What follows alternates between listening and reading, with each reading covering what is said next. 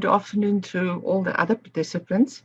I was hoping not to put me first, but in any way, we all have our different stories and experiences, that we had, in the past time in the pandemic.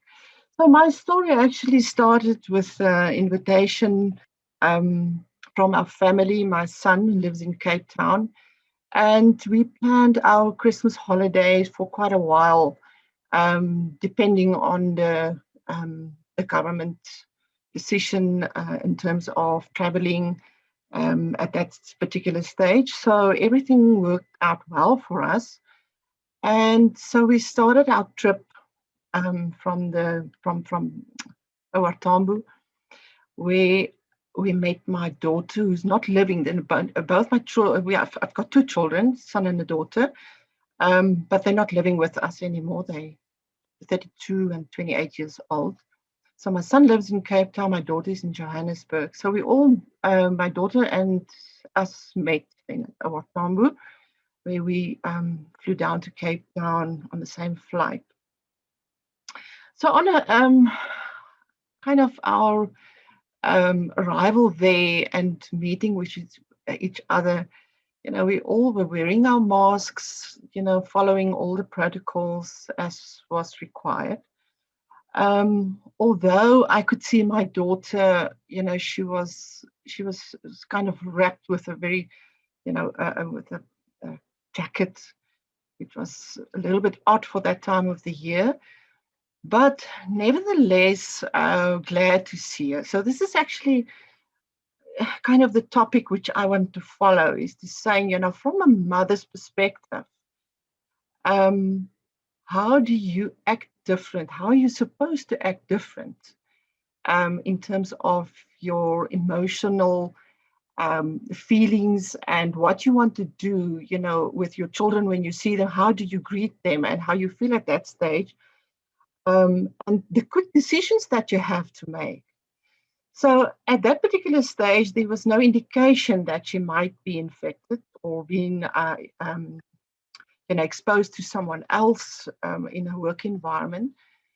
And so we had our masks on and everything, but although we greet each other with a nice hug, hello, my child, and we were very glad to see each other. And so the trip starts. And then over a while, she mentioned she's not feeling well. And she was in a meeting 3-4 days back where someone was tested positive for COVID. But still at that stage, you are overwhelmed with the fact that you are going to meet your family and you're looking forward to a very nice Christmas holiday, especially after a whole year of lockdown and being restricted in terms of visiting each other and so on and so forth. So that is actually where we all started. We are all aware of all the no-nos in terms of when someone might be infected with the virus, and how do you maintain yourself in that specific time. So we flew down and we were all together, and we met up with my son and the rest of the family, and we had a big family gathering there. So that was kind of the second phase. I actually afterwards realized, we met some other family members, from my son's fiance side, and we had a long and big Christmas table, which we were packed kind of like sardines, but having a ball of a time and enjoyed our time thoroughly and so on. And then coming back on that Monday of the 28th of December, and by the night I could feel, symptoms are definitely starting. My husband as well, both of us together starting having symptoms, and we realized, okay, that might be the situation. So it got worse and worse. By the Wednesday, I went to see my GP. And so, yes, it was a terrible experience because I was really severely not lucky at that stage. I had a fever of 39 constantly for the past 3-4 days. And so I was putting on a drip, just to kind of relief. I was dehydrated. I cried because I couldn't fill the forms that they're giving you. It's the one form after the other. And the more they forced me actually to sit up straight and filling in that forms, the harder it got. So I was crying and crying, and they eventually took me out and put me in a separate room where I had to wait to see the GP and so on and so forth. So after 3 hours spending there in the department, I eventually asked, please, can I go home, because it's very uncomfortable there. It's not a hospital. It's just a a sort of an examination bed where you need to stay for the while. I couldn't lie. I was really not in a good situation. So I came back home, and then a week later, I actually phoned the doctor and I said to her, listen, it's a week now. I can't take it anymore. I'm going to book myself in somewhere in a hospital, whatever, because it's gone to the head situation. So my experience in terms of that, with all the migraines that I had, the high fever, which was constantly there, and a lot of my body was in a ache all the time. And you start really losing your mind in a way. You can feel, I was lying on my bed and I could feel that my body's not responding towards this intruder in my body. There's nothing happening, nothing gets better. It's a matter of survival in your head later, and then it really started to play with your mind in terms of, will there be a light on the other side of the tunnel? You get to the stage where you really know, especially when you start getting breathing problems, then is where I actually started panicking, because I know that could be the beginning of the end. You don't know. You don't know how strong your body and your immune system will be to fight this virus off. And yes, so my husband was the same, but he was not as severe with me. So in terms of support, I think my husband was my greatest support at that stage, and I must admit my GP as well. But my husband stayed strong for me. That is a fact. I could see he was also not, he had fever, and he also had sort of the same symptoms, and the smell and loss in those are actually nothing compared to how your body in total feel and how you mentally feel at that stage. So my biggest support was actually the fact that he stood strong for me. The children felt guilty, as they know that, especially my daughter, because she felt guilty because she sort of feel that she started the whole process. So to come back to what should we do? What was actually required from you at that stage? And the point that I want to make is, it is really difficult being a mother. Used to hug my children, saying hello. It's part of me. It's part of my character. I'm a lovable mom, and I really want to hug them, even especially when they're not feeling well, of some kind and so on. But the decision that you instantly have to make is to say, listen, okay, keep your distance from me. Don't come closer. Don't hug me. It's so difficult that, at that stage, for me as a mother, I did not even think about the risk that I might also, end up being positive. But it's just a matter of you make a quick decision in terms of your emotions that overwhelm the situation at that particular stage, just to say hello and being with your children, and being lucky to see them, because you don't see them, especially my son, we only see them once or twice a year at the most. So this is basically my story. So yes, I survived it, on that very severe day where I text my GP. She was very nice, giving me her number and asked me to, to keep track, with her and so on. Yeah, so I was offered ivermectin, and I accepted it, and I took it. I said anything to help me cope with the situation, because nothing helps. And yes, 2 days, 3 days later, I was completely another person. My husband as well, and we were well and alive, and happy to share the story, and we all together. Yeah, so that's my story. Thank you, David. Well, thanks a lot. And I could see that it's not easy to narrate this story. But, it gives us hope, because when I heard that you were sick and then I saw you in the office, I was so relieved. Yeah. And I could hug you because you're immune. Yeah. But Absolutely, do we have any questions or comments for Ingrid please. at this stage before we move on to the next speaker? And just feel free to, you can also put comments in the chat box. Yeah. Okay. Well, we'll come back. We'll have a little bit of time. But what I'm going to do now, before I go to Professor Nyazima, I'm just going to give 5 minutes to Sifiso, actually. He was not on the program, but he's asked to share his story, because Sifiso was actually in hospital. And I think he spent some time in ICU. Sifiso? Okay. So, hello, greetings to everyone. Yeah, so my name is Sifiso Tlaba, and well, a former student of Prof. Katerian.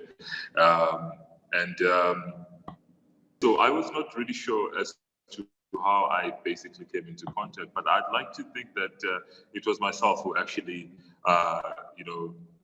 infected her. So I essentially work, in a production facility. So it's quite a, at a given moment, you're always around people. So what subsequently happened, what then took place was that, through this, I was actually one of the first people who was reported to have been infected. And I didn't know until I actually had some, flu symptoms. So I attended to a general practitioner, and at that time I was around Pretoria because I was on my way to actually see my ENT.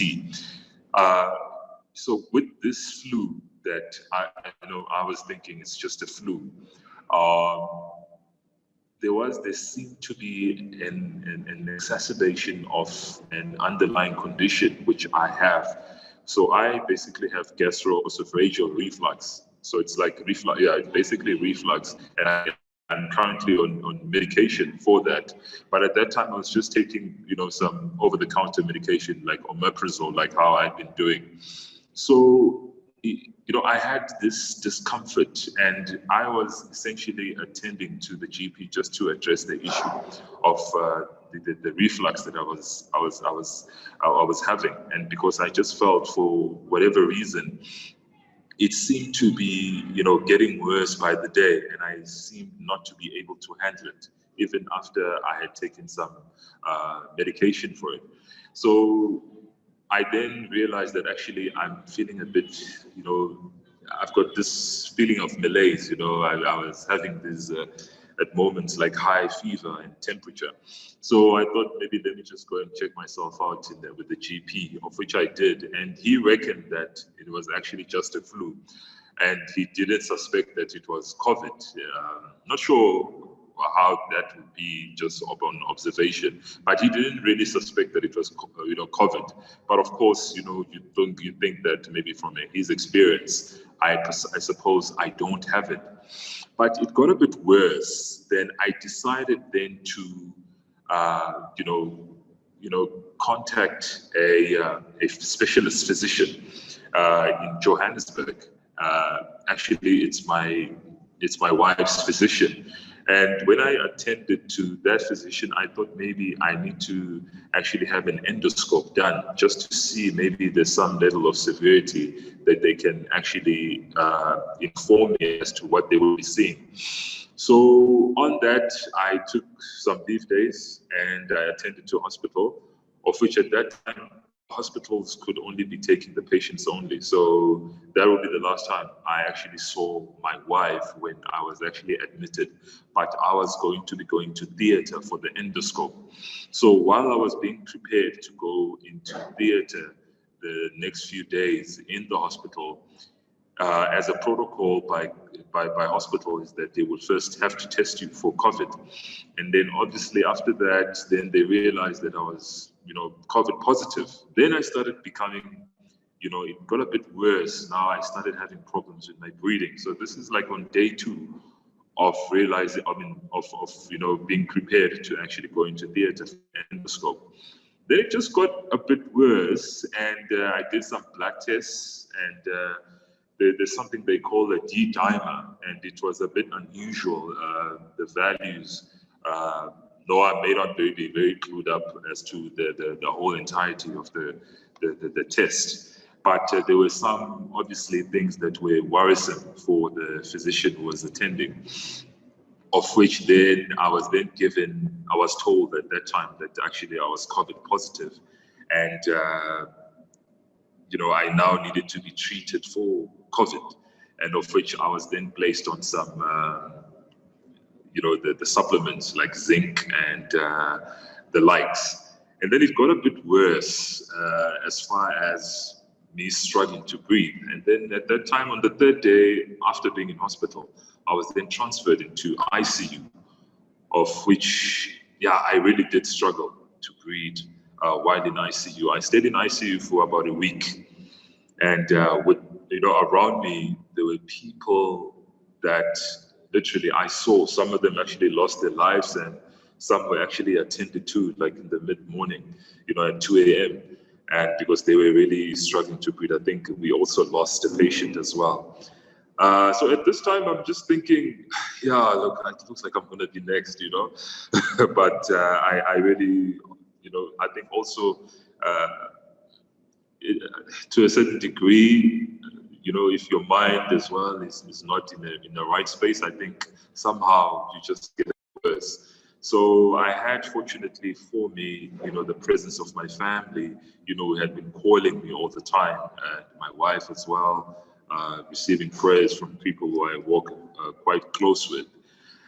So I think that was for me an encouragement a lot that made me really want to stay up, because one of the things is I never wanted to fall asleep because I was just scared, what will happen if I don't get up, I just recently got married, and this can't be happening to me at this point in time. So, fortunately, with the grace of God, I made it through.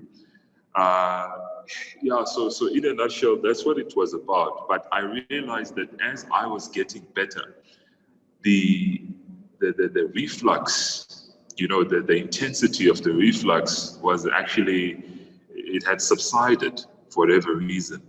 And and I can't really say that I had a near-death experience. I'm really not sure what that is like up to this day, but I did see that I was actually challenged a bit, and then how I basically got out of ICU, even though I was still classified as a patient who needed to receive a bit of some intensive care.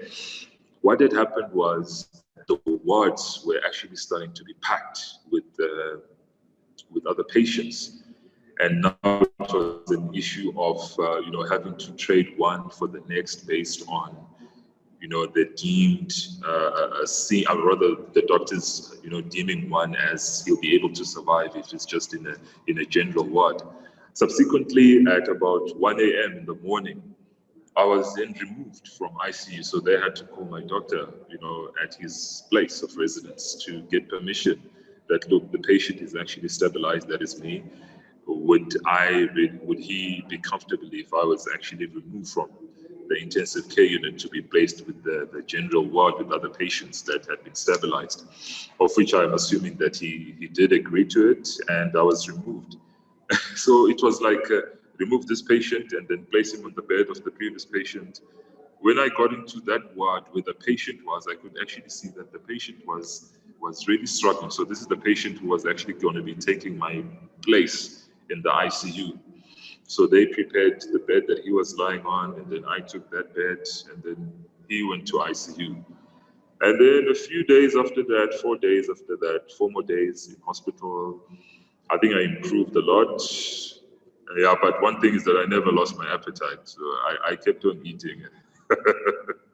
So yeah, so in a nutshell, it was. But I think also the emotional aspect of everything, the emotional experience, for example, of not being able to see any of your family members, for a good 2 weeks, it's just, you're just relying on phone calls, and you're relying on, those video calls. So I was booked off, after being discharged after 2 weeks in hospital. I think I didn't go to work for about 3 weeks, because at that time, it was almost like a quagmire as far as what is the reasonable expectation by which you can expect somebody, to return to work. So I think I was booked off for a further 3 weeks from work, of which then after that, just before I returned, I think at that time, the infections were actually on the rise, because our company actually had to shut down for a couple of weeks, I think about 3 weeks, so that we could just really understand exactly what was taking place. Yeah, so in a nutshell, I think that's what my experience has been. Yes. Thank you very much for sharing that, Sifiso. So have you had any post admission counseling? Do you think that you need it? How have you been coping? I haven't had much counseling as far as maybe, but it's just me being in the right space as far as, being comfortable, being under the care of my wife, who, by the way, also was infected, but she survived on just, self-isolating. So, because she's the one who actually picked me up. She's the one who actually picked me up from hospital. And she was at least still, when I got discharged as well, I was actually deemed negative. So the test results actually showed that I was negative, and then she also did hers, and then she found that she was also negative. But as far as the counseling is concerned, it was just basically more of nourishment, and just knowing that, look, I've survived, and then I'm looking forward to the next day. Okay. Do we have any questions for Sifiso, or just comments? And your sleep patterns, you don't have any sleep disturbances or bad dreams? Okay. On my wife tells me that unfortunately she was more affected, a bit disturbed, or scared more than I was, because she would just actually watch me through the night just to ensure that I slept properly. And now you close your eyes. At one point, she did. Sorry, sir. Now you close your eyes comfortably. No, you. Yes, of course. Yeah. Of course. Right. And then I think, so she does say that when I was asleep, I struggled a lot with breathing. So at some point, I'm a bit of a deep sleeper. So at some point, she had to put her ears on my face just to check if I was still actually breathing. So that was some of the traumatic experience that she underwent. But as time went by, I think we got fine. However, it was a bit difficult on discharge to actually do things independently. For example, taking like a bath, in a tub. It's almost like you are climbing you know, the Cape Town mountains in there. So it was really a challenge just to climb up a tub. It was very traumatic for me. I was actually, you know, feverish. You know, by the time I jump off a tub, I'm actually sweating, and I wonder what was the whole point of having had the part in the first place. So it was centered around that, and also the chest part of it. I think my chest was, you know, I was experiencing excruciating pain towards the left-hand side of the chest, you know, and it's almost like it has never been the same. So even till today, or maybe a couple of weeks ago, I still get sensations of discomfort towards you know, my chest. Yeah, but it'll get better. Thank you very much for in a nutshell, Prof. Your willingness to share, and I wish you good health. Okay, thanks. I know you have to go to a meeting, so yeah, feel free to exit. If there are any comments, you know, you can put things in the chat box. Okay. So you can ask questions. Thank you so much. Thank you so much, Prof. Okay, thanks a lot. Yeah. Right. Prof. Nyazima, you had a bit of a problem joining us, but now over to you.